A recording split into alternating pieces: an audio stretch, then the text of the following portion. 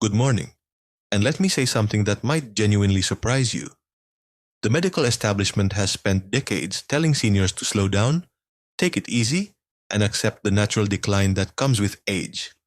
But what if I told you that some of the most groundbreaking longevity research of the last 10 years completely contradicts that advice?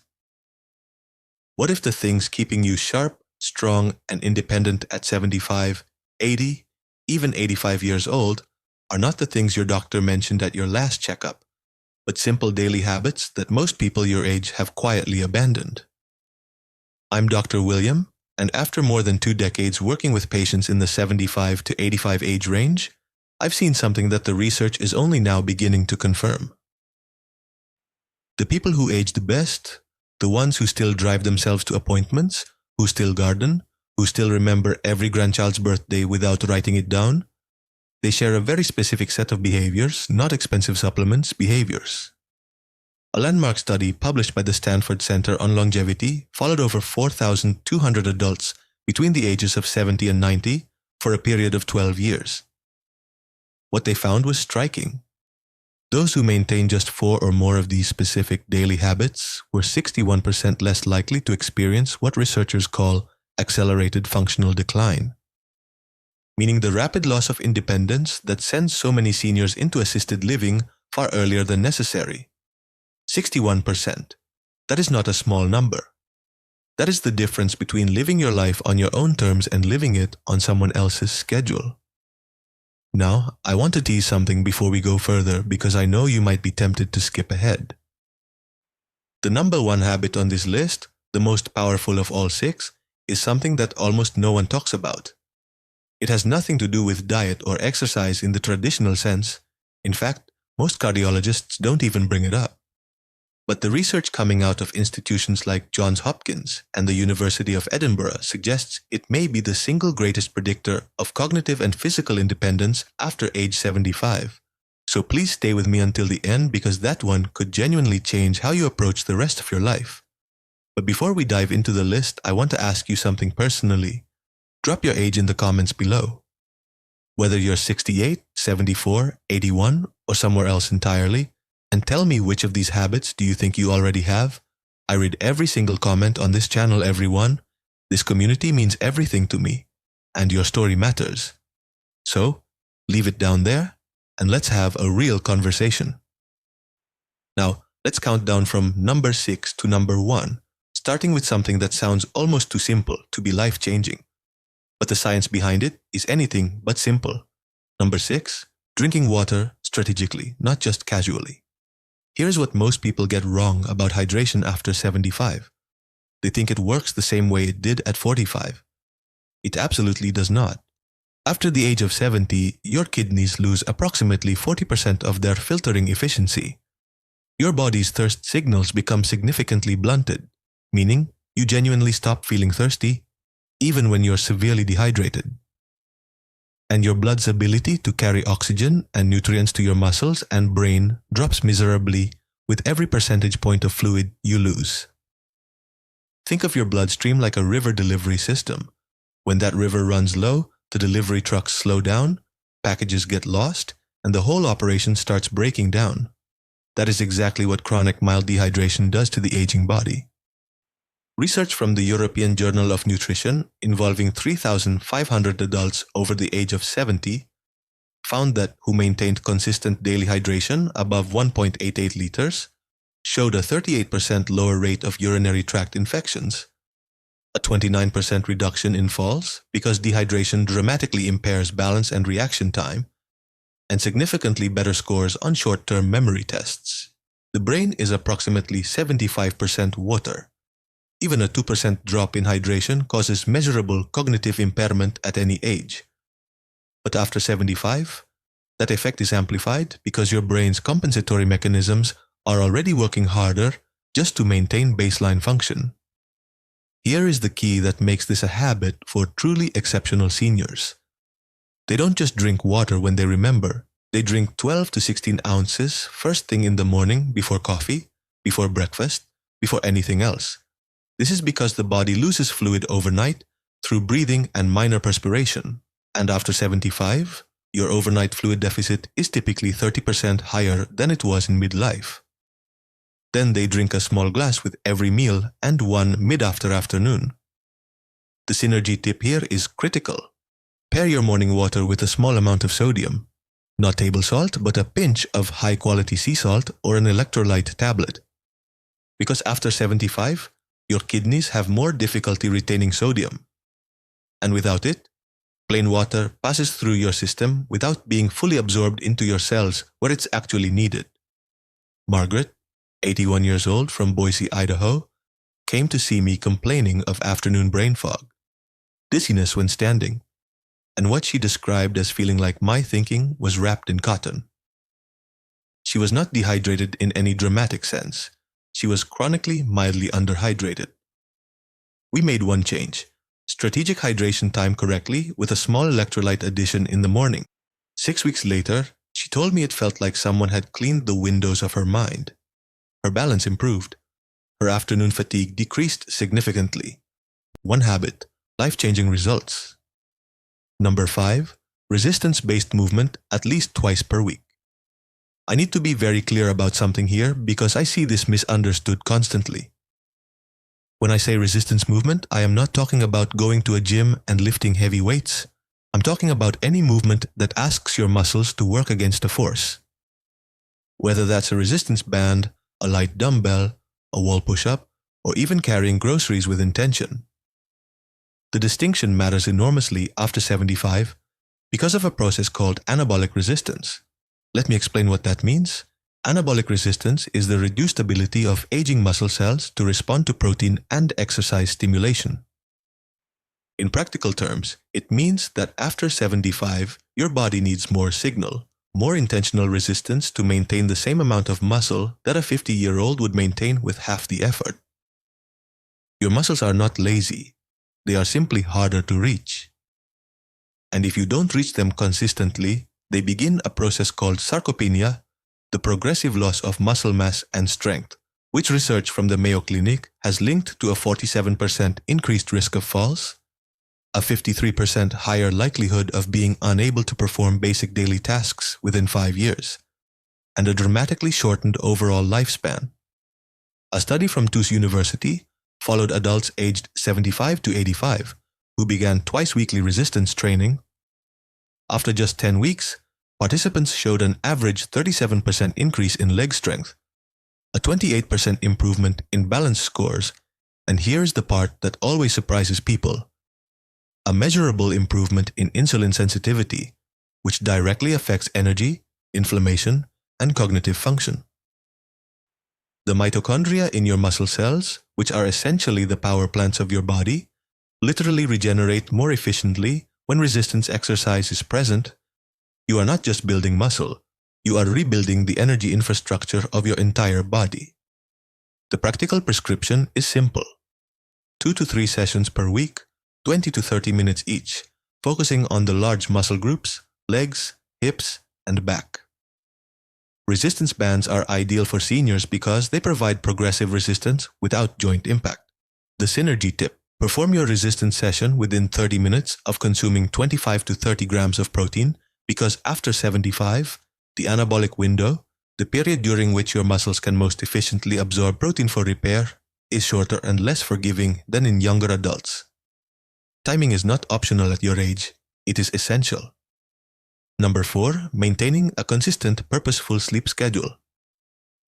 Before I continue, if this video is giving you value, if you're learning something you wish someone had told you years ago, please take 1 second right now and click that subscribe button. And if you know someone between 70 and 90 who deserves to hear this information, share this video with them today. I say this because this channel exists for one reason: to give seniors the science-backed truth that far too many medical appointments never have time to cover. Now back to sleep, because this one is far more complex than simply going to bed early. After the age of 75, your circadian rhythm, your body's internal 24-hour clock, begins to shift and critically weaken. Your brain produces roughly 70% less melatonin than it did at age 30. Your slow-wave sleep, which is the deepest and most physically restorative phase, decreases by up to 80% from what it was in your 30s. This is the phase during which human growth hormone is released, the hormone responsible for cellular repair, immune function, and muscle maintenance. And here's what most people don't realize. Poor sleep after 75 is not just about feeling tired. A study from the University of California, Berkeley, found that adults over 70 with disrupted sleep patterns showed a 68% higher accumulation of amyloid plaques in the brain. The same plaques associated with Alzheimer's disease. The seniors who do this exceptionally well do not just sleep more, they sleep consistently. They go to bed within the same 30-minute window every night. They wake at the same time every morning, including weekends. They keep their bedroom cool between 65 and 68 degrees Fahrenheit because body temperature regulation during sleep becomes less efficient after 75. And a cooler environment supports the deep sleep your brain desperately needs. They avoid screens for 60 minutes before bed, not because of blue light alone, but because mental stimulation keeps the prefrontal cortex active in ways that delay sleep onset by an average of 47 minutes in adults over 70, according to research from Harvard Medical School.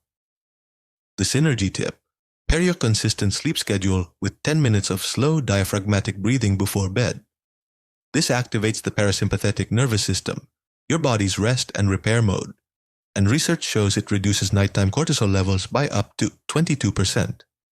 Making it significantly easier to reach and sustain slow-wave sleep in aging adults. Number 3. Eating protein in a deliberate distributed pattern. This is where I see the most dangerous misconception among seniors, and it genuinely concerns me as a physician. The idea that you need less protein as you age is not just wrong, it may be one of the most harmful pieces of nutritional folklore ever passed down. The truth is the exact opposite. After 75, due to the anabolic resistance I mentioned earlier, your body actually requires 50 to 75% more dietary protein per pound of body weight than a healthy 30-year-old to achieve the same muscle maintenance effect. Yet, most seniors I see are eating half the protein they need, often because appetite decreases with age and high carbohydrate foods feel easier to prepare and consume. Research published in the American Journal of Clinical Nutrition involving over 2,700 adults aged 70 to 85 found that those who consumed at least 1.22 gram of protein per kilogram of body weight daily distributed across 3 or more meals maintained significantly more muscle mass, had 41% lower rates of hospitalization due to fall-related injuries, and showed markedly better immune response to common infections like influenza and pneumonia. Think of protein like the bricks your body uses to rebuild itself overnight. Every night while you sleep, your body tears down old damaged tissue and replaces it with new. Without enough bricks, without enough protein, the reconstruction is incomplete. Over months and years, the structural deficit becomes catastrophic. The practical approach is this. Aim for 25 to 35 grams of protein at each of your 3 main meals. This is approximately 4 to 5 ounces of chicken, fish, eggs, Greek yogurt, or legumes per meal. The reason distribution matters so much after 75 is that aging muscles can only utilize approximately 35 to 40 grams of protein per synthesis. Beyond that, the excess is oxidized for energy rather than used for repair. Spreading it out makes every gram count. James, 78 years old from Scottsdale, Arizona, came to me after his daughter noticed he'd lost nearly 18 pounds of what his previous doctor had called normal age-related weight loss. It was not normal. He was losing muscle, not fat, and his grip strength, a powerful predictor of longevity in older adults, had dropped to the bottom 15th percentile for his age group. We restructured his meals around deliberate protein intake. 12 weeks later, he had regained 11 pounds of lean mass. His grip strength was back in the 60th percentile. And he told me with unmistakable pride that he had carried all of his own groceries from the car for the first time in 2 years. The synergy tip. Pair your protein meals with a small amount of vitamin C, an orange, some bell pepper, a splash of lemon juice, because vitamin C is essential for collagen synthesis, which works in tandem with dietary protein to maintain not just muscle, but the connective tissue, joint cartilage, and skin integrity that collectively determine how well your body holds itself together after 75. Number 2, daily intentional social engagement. I told you earlier in this video that one of the top 2 items would surprise you. This is the one that surprises most people because it sounds too soft, too emotional to be a medical recommendation, but I want to be absolutely clear. The research on social engagement and longevity in adults over 75 is not soft. It is some of the hardest, most replicable science in modern gerontology. A study from Brigham Young University analyzing data from over 300,000 adults across multiple decades found that social isolation carried a mortality risk equivalent to smoking 15 cigarettes per day. Let me say that again. Being chronically socially isolated is as dangerous to your lifespan as smoking 15 cigarettes every single day. For adults over 75, the National Institute on Aging has found that loneliness accelerates cognitive decline by up to 64%, increases the risk of dementia by 41%, and dramatically elevates inflammatory markers in the blood, specifically interleukin-6 and C reactive protein, that directly damage cardiovascular tissue, immune function, and neural connectivity. Here is the physiological reason this works at such a deep level. Meaningful social interaction, not passive screen time, not watching television in the same room as someone, but actual engaged human connection triggers the release of oxytocin, which suppresses cortisol, reduces inflammation, and activates the prefrontal cortex in ways that keep neural pathways dense and active. Think of your social brain like a muscle. The neurons that fire during genuine conversation, shared laughter, debate, and emotional connection are the same neurons that maintain your memory, your decision-making, and your sense of self. When those neurons go quiet for weeks at a time, they begin to prune. And after 75, neuroplasticity, your brain's ability to form new connections, has already decreased significantly, making unused pathways far harder to restore. The prescription here is not complicated, but it must be intentional. Aim for at least one meaningful in-person social interaction every single day. A phone call counts if it's genuinely engaged. A community group, a faith gathering, a walking partner, a regular lunch with a neighbor.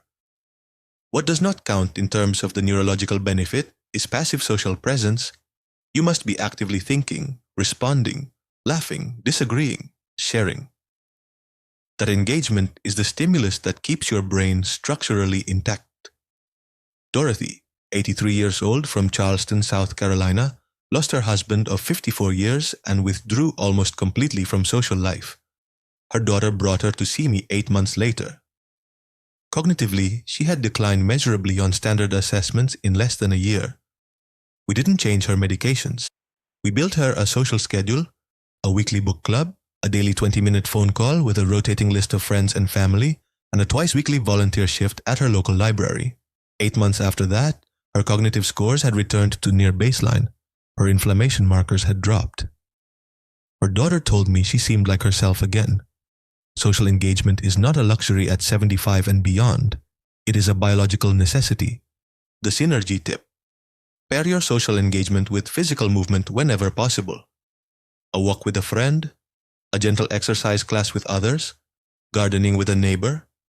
Research from the University of British Columbia shows that combining social interaction with even light physical activity produces a synergistic effect on BDNF, brain-derived neurotrophic factor that is significantly greater than either behavior alone. BDNF is essentially fertilizer for your brain cells. You want as much of it as possible. And now, number 1, the habit that fewer than 12% of adults over 75 maintain consistently, and which Johns Hopkins researchers have called the most underutilized longevity intervention available to aging adults without a prescription. Number 1, daily purposeful cognitive challenge. Not crossword puzzles, not passive reading. Though both have value, I am talking about something more specific, more demanding, and more transformative. The daily practice of learning something genuinely new, a skill, a language, a musical instrument, a new form of creative expression that forces your brain into a state of productive discomfort. Here is why this is number 1. After the age of 75, your brain begins to preferentially rely on established neural pathways. It becomes extraordinarily efficient at doing familiar things and extraordinarily reluctant to build new ones. This is not a character flaw, it is a survival mechanism, an aging brain conserving metabolic energy by favoring the familiar. But here is the problem. This preference for the familiar is also the mechanism by which cognitive reserve is depleted. Cognitive reserve is the brain's resilience buffer, its ability to compensate for age-related structural changes and still function at a high level. Think of it like the RAM in a computer. The more cognitive reserve you have, the more damage your brain can absorb before you start experiencing symptoms of decline. Research from the University of Edinburgh's Lothian birth cohort study, following over 1,000 adults from their 70s into their late 80s, found that those who engaged in novel challenging cognitive activities for at least 30 minutes per day showed a 47% slower rate of brain atrophy on MRI scans, maintained significantly better processing speed and episodic memory, and were 38% less likely to receive a dementia diagnosis over the following decade. A separate study from the Rush Memory and Aging Project found that seniors who described their daily lives as intellectually engaging showed brain function equivalent to adults 10 years younger on standardized neurological assessments. The mechanism is neuroplasticity, your brain's ability to reorganize itself by forming new neural connections. While neuroplasticity does decline with age, it never disappears entirely. The brain retains the capacity for meaningful structural change well into the 80s, but only if it is given sufficient stimulus. Novel learning is that stimulus. Learning a new language activates 5 distinct regions of the brain simultaneously, and has been shown in studies from the American Academy of Neurology to delay dementia onset by an average of 4.5 years. Learning a musical instrument engages fine motor control, auditory processing, memory, and emotional regulation in a coordinated way that no other activity replicates. Even learning to cook a new cuisine from scratch because it requires reading, sequencing, sensory attention, and motor skill provides meaningful cognitive challenge. The practical approach. Choose one genuinely new skill every 3 to 4 months and spend at least 20 to 30 minutes per day actively learning it. The key word is actively. Watching someone else play guitar on YouTube is not learning guitar. Sitting with an instrument in your hands and struggling through a chord progression is the struggle. That productive discomfort is where the neurological benefit lives. It is the cognitive equivalent of resistance training. The resistance is the point. Robert, 79 years old from Portland, Oregon, retired from a 40-year career as a civil engineer, and by his own description, spent the first 3 years of retirement doing very little that truly challenged his mind. He came to see me after noticing increasing difficulty recalling names and following complex conversations. His MRI showed age-appropriate changes. Nothing alarming, but his cognitive reserve scores were lower than I would have liked. I gave him one prescription. Pick something he had always wanted to learn and do it every day. He chose oil painting, something he had never done in his life. He was terrible at first, and he will tell you that himself. 18 months later, he had completed 23 paintings, joined a local art group, which addressed habit number 2 simultaneously, and his follow-up cognitive assessments showed improvement in 3 of 5 measured domains. Improvement, not maintenance. Improvement at 79. The synergy tip? Pair your daily cognitive challenge with omega-3 fatty acid intake, specifically DHA found in fatty fish like salmon, mackerel, and sardines, or in high-quality fish oil supplements. DHA is the primary structural fat of brain cell membranes. And research from the Framingham Heart Study shows that adults with higher DHA levels demonstrate significantly better neuroplasticity responses to cognitive training. In other words, DHA helps your brain absorb the benefit of what you're learning. It is the fertilizer beneath the seed. All scientific references for everything discussed in this video are available in the description below. I encourage you to read them, share them with your doctor, and have an informed conversation about what is right for your specific situation. Now let me close with something I say from the heart. Because I have sat across from enough patients in the 75 to 85 age range to know that this period of life is too often treated as a countdown rather than a continuation. It is not. The research I've shared with you today points to something that medicine is only beginning to fully appreciate, that the body and mind at 75, at 80, at 85 retain a remarkable stubborn capacity for resilience, not in spite of age, but in dialogue with it.